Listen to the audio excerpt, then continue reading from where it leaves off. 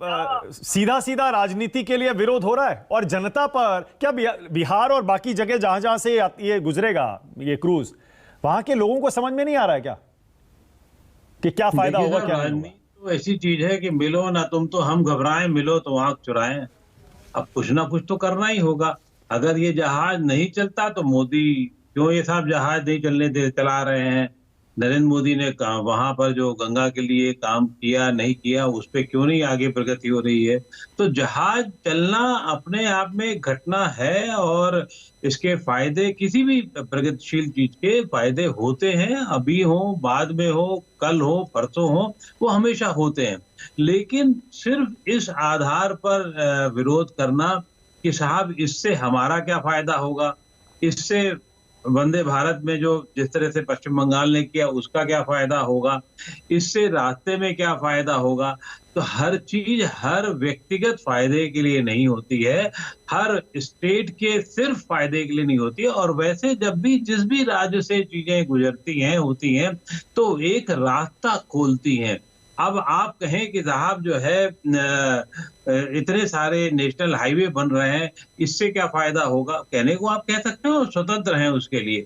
तो आप अब जब उसके फायदे गिनाना शुरू करेंगे या भविष्य में फायदे गिनाना शुरू करेंगे, अभी तो आप नुकसान के तौर पे बता सकते हैं कि जो नेशनल हाईवे पर 4 लाख करोड़ रुपए का कर्जा है, 30,000 रुपए आता है, 30,000 रुपए उसकी इनकम है, तो फायदा क्या है? लेकिन उसी फायदे के लिए आप लोग अपना बहुत सारी बातें करते हैं और हम सब समझते हैं कि इसका कितना बड़ा फायदा होने जा रहा है।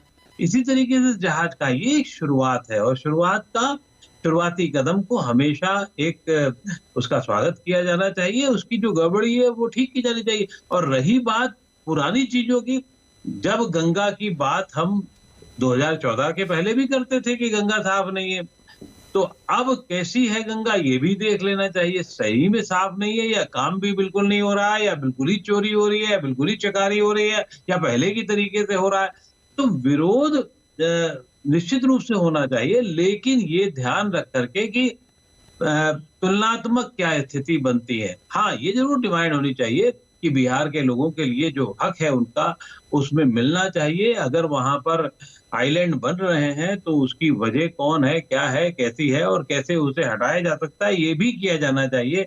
एक दिन के जहाज के लिए ऐसा नहीं हो सकता कि पानी आपने डाल दिया और निकाल लिया, ये इस तरीके की प्रक्रिया नहीं हो सकती। विरोध तो लगता है कि कुल मिला के इसी तरीके का हो रहा है कि अरे पानी अभी डाल देंगे या और तो और विरोध की सीमा गनीमत इस तरीके से नहीं की। देवीलाल ने जब भागड़ा नंगल बांध बना था और कहने साहब क्या इसका फायदा क्या है, पानी तो फोक्का हो जाएगा, जहाज चलने से कहीं ऐसा ना लोग कहते कि पानी फोक्का हो जाएगा, ये भी किया जा सकता है। लेकिन इस तरीके के तर्क देना मुझे नहीं लगता। हाँ, आप अपनी बात रखिए कि साहब ये काम आप चला रहे हैं, कर रहे हैं, इससे ज्यादा हमारी जो मांगे हैं, हमारे प्रदेश की जो मांगे हैं, उसको हम कैसे आगे ले जा सकते करते, इसमें कोई दो राय नहीं। लेकिन सिर्फ आप राजनीति के लिए विरोध करें तो भी जमता नहीं है मामला। अच्छा, एक और आरोप अक्कू जी ये है, क्योंकि आप तो उत्तर प्रदेश में इतना समय आपने बिताया है, आप तो जानते हैं यूपी की पॉलिटिक्स को भी। एक और आरोप यह है कि मोदी जी ने यह पॉलिटिक्स के लिए ही किया है, राजनीतिक फायदा लेने के लिए ही 2023 में उन्होंने इसको शुरू किया है, 24 में फायदा लेना है इसका। ओहो, मोदी जी तो ये सब काम पॉलिटिक्स के लिए करते हैं, इसमें भी कोई दो राय नहीं। मोदी जी हर काम पॉलिटिक्स के लिए करते हैं और खास तौर से हम सब के लिए, अखबार वालों के लिए, बाहर वालों के लिए, सब पॉलिटिक्स के लिए होता है। लेकिन वो पॉलिटिक्स के लिए अगर कर रहे हैं और अगर जच रहा है पॉलिटिक्स में उनको या जनता को जच रहा है तो फिर आगे से मत कीजिएगा। इसका बहुत सीधा उदाहरण है। अगर मान लीजिए ये विरोध इतना बड़ा हो जाए, इतना बड़ा कर दे कि जिससे देश की चीजें बिल्कुल सुधर सकती हो, तो जरूर किया जाना चाहिए और उसके लिए जो भी कदम विपक्ष करना चाहे वो करे, लेकिन करे तो सही।